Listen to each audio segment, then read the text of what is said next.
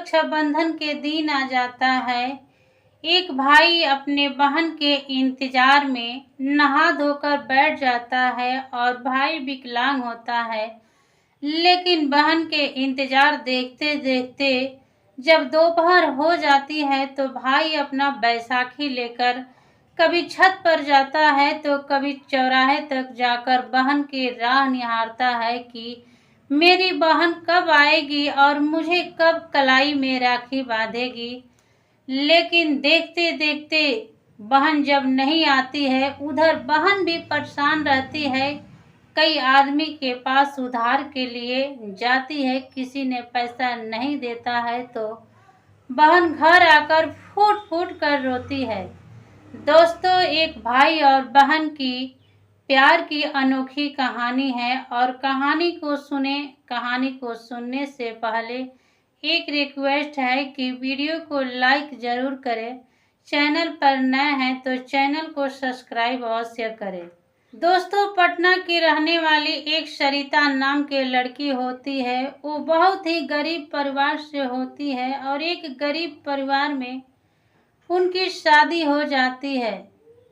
सरिता ससुराल जाती है तो ससुराल जाने के बाद जब सावन के महीना 2023 के दिन आता है तो रक्षाबंधन के दिन आ जाता है। रक्षाबंधन के दिन आने के बाद 2 दिन बाकी था तो सरिता ने अपने पति से कहती है कि कहीं से पैसा लाते तो मैं अपने मैके जाकर अपने भाई को राखी बांधती, क्योंकि रक्षाबंधन के दिन मेरा भाई इंतजार करेगा कि मेरी बहना कब आएगी और मुझे राखी कब बांधेगी।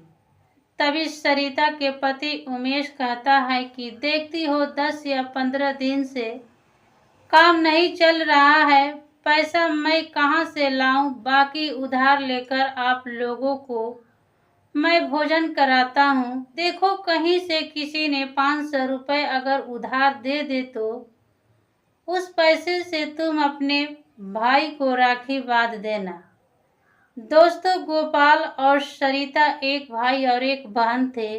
कोई ऐसा रक्षाबंधन के दिन नहीं था कि बहन बिना राखी बांधे भोजन करे या भाई बिना राखी बंधवाए भोजन करे। दोस्तों, इधर भाई गोपाल जो विकलांग होता है वो रक्षाबंधन के दिन नहा धोकर बैठ जाता है और बहन के इंतजार करने लगता है। लेकिन उधर बहन भी कई आदमी के पास जाती है 500 रुपये उधार लेने के लिए, लेकिन किसी ने नहीं देता है। सबने ये बात कह देता है कि मेरे पास पैसा नहीं है और मुझे भी पर्व के दिन आ गया है। जब सरिता सब आदमी से मांगती है, किसी ने नहीं देता है तो सरिता आकर घर फूट फूट कर रोने लगती है। फूट फूट कर रोती है तो तभी उसका छोटा लड़का जो होता है वो दौड़ता हुए सरिता के गोद में आकर बैठ जाता है और बैठने के बाद सरिता अपने छोटे बच्चे के हाथ के छल्ला पर निगाह देती है। निगाह देने के बाद छल्ला को सरिता सोचती है कि यही छल्ला बेचकर मैं अपने भाई को राखी जरूर बांधूंगी। सरिता वहीं से उठती है और अपने छोटे बच्चों को ले लेती है और अपने पति उमेश के पास जाकर कहती है कि मेरी बड़ी बेटी को ख्याल रखना, मैं अपने मैके जा रहा हूँ। उमेश कहते हैं उनका पति कि आखिर कैसे जा रही हो, किसी ने तो तुझे पैसा नहीं दिया, जाओगी तो कैसे जाओगी। सरिता कहती है कि मैं अपने छोटे बेटे के हाथ के छल्ला बेचकर भाई को राखी जरूर बांधूंगी, क्योंकि मेरा भाई इंतजार करता होगा। सरिता एक सुनार की दुकान पर जाती है और सुनार के दुकान पर जाकर जो ही हाथ से छल्ला निकालकर सुनार को देती है तो सुनार से कहती है कि इस छल्ला को 300 रुपये दे दो, क्योंकि मुझे पैसा की बहुत ज़रूरत है। दुकानदार सरिता को 2 या 250 रुपए देने के कहता है, लेकिन सरिता जिद पर अड़ी रहती है। कहती है, नहीं भैया, मुझे 300 रुपए दे दो। जो ही सरिता जब सुनार को भैया कहती है तो सुनार जो राधे श्याम होता है वो कहता है कि आखिर बहना इस पैसा को करोगी क्या। इस सरिता कहती है कि मेरा बड़ा भाई विकलांग है और एक ही भाई है, वो बिना राखी बंधवाए खाना नहीं खाएगा और शाम हो जाएगी।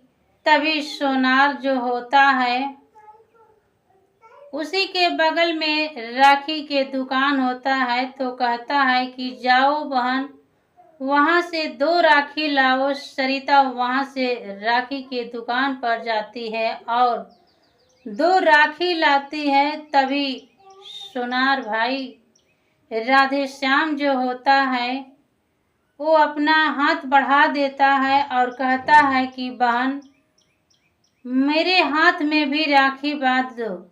सरिता जब राखी बांधती है तो सोनार राधे श्याम ने अपने बक्से से एक सोने के चैन निकालकर अपने भांजे के गले में डालता है तो सरिता कहती है, भैया इसकी आवश्यकता नहीं है। राधे श्याम सोनार कहता है कि बहन घबराओ मत, सब कुछ ठीक हो जाएगा। तभी अपने बक्से से एक और चैन निकालता है और अपने बहन के गले में डाल देता है। जब बहन के गले में डालता है तो बहन सोचने लगती है कि आखिर क्या भैया आप क्या कर रहे हैं। तभी सोनार राधे श्याम अपने पत्नी को आवाज लगाता है और अपने पत्नी को बुलाता है और बुलाकर अपने पत्नी से कहता है कि आज के बाद से मेरी ये बहन है और आपकी ननद है। इस बहन को ले जाओ और अच्छे से तैयार कराओ, क्योंकि ये बहन एक भाई के पास जाने वाली है, ऐसी हालत में नहीं जाएगी। राधे श्याम सोनार की पत्नी अपने घर में ले जाती है और सरिता को बहुत अच्छे से तैयार करा देती है। तैयार होकर सरिता जब राधे श्याम के पास आती है, कहती है, भैया मुझे राखी बांधने जाना है, मेरा भाई इंतजार करता होगा। तभी राधे श्याम कहता है कि बहन अब शाम हो गई है, तुम कैसे जा पाओगी, रात हो जाएगा। श्याम अपने बड़े बेटे को बुलाता है और अपना गाड़ी निकलवाकर उस गाड़ी में बैठाकर सरिता बहन को गोपाल भाई के पास भिजवा देता है। जब वहां पर गाड़ी से सरिता उतरती है तो वहां के लोग पूछने लगते हैं कि आखिर बहन ये कौन लड़का है और किसकी गाड़ी है।